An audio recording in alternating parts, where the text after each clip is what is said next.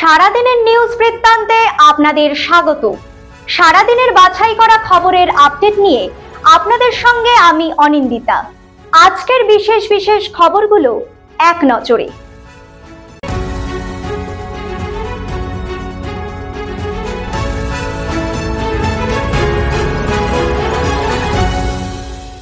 সারাদিনের নিউজ বৃত্তান্ত নিবেদন করছেন জুয়েলার্স, সোনা যা সর্বক্ষণের।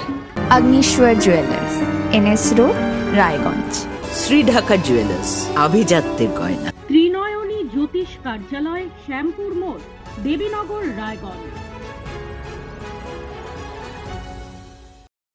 আবার কি ফিরে আসছে মাস্কের দিন? দেশ জুড়ে বাড়ছে করোনা সংক্রমণ।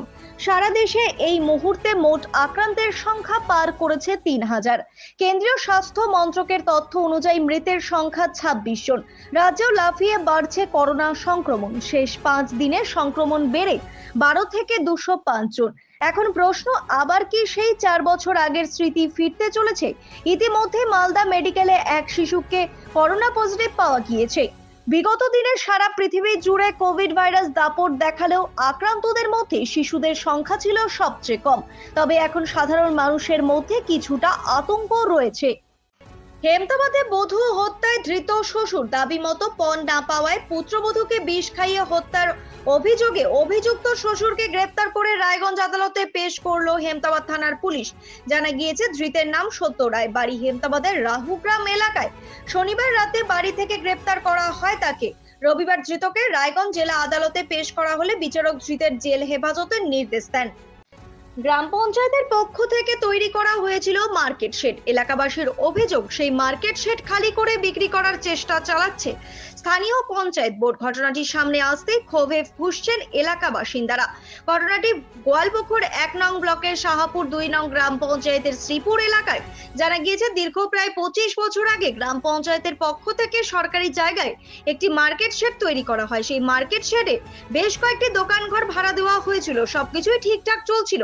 হঠাৎ গত কয়েকদিন আগে সেই দোকান ঘরগুলি খালি করে গ্রাম পঞ্চায়েত প্রধানের প্রতিনিধি মোহাম্মদ আলিম অভিযোগ, কিছু স্থানীয় কিছু প্রভাবশালী নেতাদের মদতে জায়গাটি বিক্রি করে দেওয়ার পরিকল্পনা করছে বলে অভিযোগ এলাকাবাসীর। বিষয়টি জানতে পেরে ক্ষোভে ফুঁসছেন এলাকার বাসিন্দারা। যদিও সমস্যার সমাধান না হলে আগামী দিনে তারাও বৃহত্তর আন্দোলনে নামার হুঁশিয়ার দিয়েছেন এলাকার বাসিন্দারা। এবার বন দপ্তরের পাতা খাঁচায় বন্দী হলো পূর্ণবয়স্ক একটি চিতা। ডুয়ার্সের চালসা চা বাগানের ১০ নং সেকশনে বন দপ্তরের তরফে বসানো হয়েছিল খাঁচা। মূলত ছাগলের টোপ দিয়ে পাতা হয়েছিল খাঁচা, আর সেই খাঁচাতেই বন্দী হলো চিতা। বাগান শ্রমিকদের অভিযোগ, বেশ কয়েকদিন থেকে তাদের এলাকায় বেশ কিছু চিতাবাঘ ঝাঁপিয়ে বেড়াচ্ছে, আর তাতে আতঙ্ক দানা বেঁধেছে। এরপর বন দপ্তরকে জানানো হলে তড়িঘড়ি বন দপ্তর খাঁচা পাতে পূর্ণবয়স্ক চিতাটি বন্দী হয়। বন দপ্তরের তরফে প্রাথমিক চিকিৎসা করে চিতাটিকে জঙ্গলে ছেড়ে দেওয়া হবে বলে জানানো হয়েছে। বন দপ্তরের এই কর্মকাণ্ডে কিছুটা হলেও স্বস্তির নিঃশ্বাস বাগান কর্মীদের। প্রতিদিনের প্রতি মুহূর্তের খবরের আপডেট পেতে চোখ রাখুন নিউজ বৃত্তান্তের ফেসবুক পেজে। সাবস্ক্রাইব করুন নিউজ বৃত্তান্ত ইউটিউব চ্যানেলকে।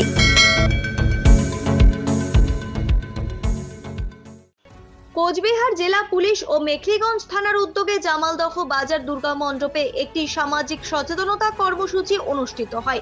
এই শিবিরে বাল্যবিবাহ, পক্সো আইন, সাইবার অপরাধ, ডিজিটাল অ্যারেস্ট, শিশু ও নারী পাচার, মাদকের অপব্যবহার সম্পর্কে উপস্থিত সবাইকে সতর্ক করা। মেঘভাঙা বৃষ্টি উত্তর সিকিমে নতুন বিপদ ডেকে এনেছে, যা থেকে সৃষ্টি ভূমিধসে বিধ্বস্ত এই রাজ্যের উত্তর ভাগ। শনিবার রাতে মেঘভাঙা বৃষ্টি উত্তর সিকিমের মঙ্গান জেলায় ব্যাপক ধ্বংসযজ্ঞ চালায়। ফিদাং গ্রামের পাশাপাশি বৃষ্টির কারণে অনেক এলাকা প্লাবিত হয়েছে। একই সাথে তিস্তায় আবারও জলস্তর বাড়তে শুরু করেছে। পরিস্থিতি দেখে স্থানীয় মানুষের আশঙ্কা, রবিবার আরো ভারী বৃষ্টি হয় তাহলে সিংতাম শহরও ডুবে যেতে পারে। একের পর এক উদ্ধার সরঞ্জাম জলে ডুবে যাচ্ছে। প্রতি মুহূর্তে বিপদ বাড়ছে। প্রশাসনিক কর্মকর্তারা মনে করিয়ে দিচ্ছেন যে রাস্তা মেরামত না করলে উদ্ধার কাজ করা অসম্ভব। তবে রাস্তা মেরামতির কাজ শুরু করার জন্য বৃষ্টি থামা অত্যন্ত জরুরি। সব মিলিয়ে সিকিম সম্পূর্ণরূপে বিপর্যস্ত।